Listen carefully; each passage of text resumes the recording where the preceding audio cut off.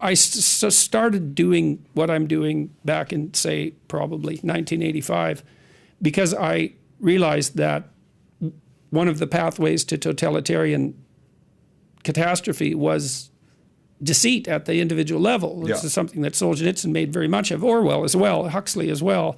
These great thinkers concluded in the aftermath of these totalitarian catastrophes that there was an integral link between pathology at the individual level, which was fundamentally the willingness to use deceit in an instrumental manner. I'll lie to you to get what I want, and authoritarian catastrophe, and that it was a direct causal link. And I actually buy that argument. I think that's literally true. And so partly what I'm doing, I hope, is helping people walk through thinking about why telling the truth is a good idea.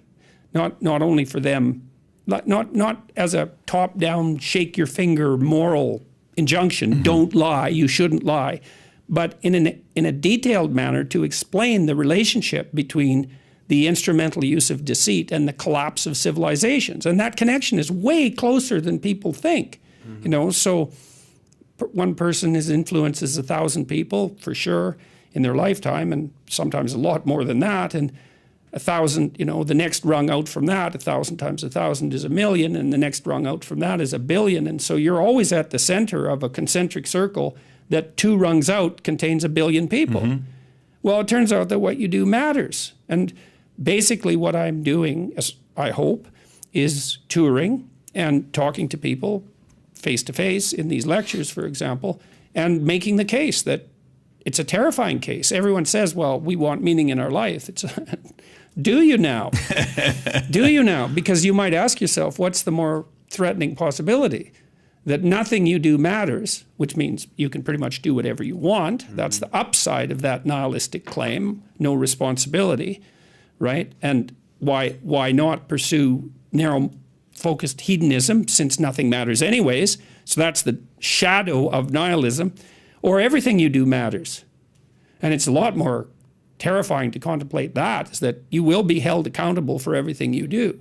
And I believe that firmly, partly as a consequence of my clinical experience. I never saw any one of my clinical clients ever get away with anything, even once.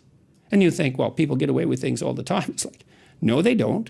They might gain a narrow advantage in one dimension in the short term.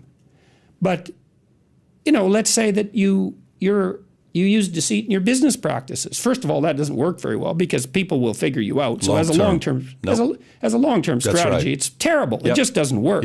No one is going to play with you if you're a cheat. But let's say that someone asked me the other day, well, what about these dictators that you know, ruled their whole life, and they were at the top of the hierarchy, let's say, and they had all the power. Stalin's a perfectly good example. It's like, didn't he win? Well, everyone Stalin ever talked to lied to him because they were absolutely bloody terrified of him. His country was a nightmare. It was a hell, or as close as we've been able to produce, with the possible exception of the Nazis and the Maoists, but it was up there in terms of hell. And did he rule?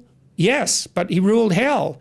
And if you think that's a victory, well, go ahead and try it and see how much of a victory it is. You know, Milton Satan said, I'd rather rule in hell than serve in heaven.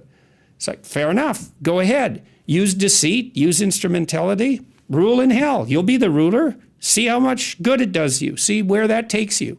It takes you somewhere terrible.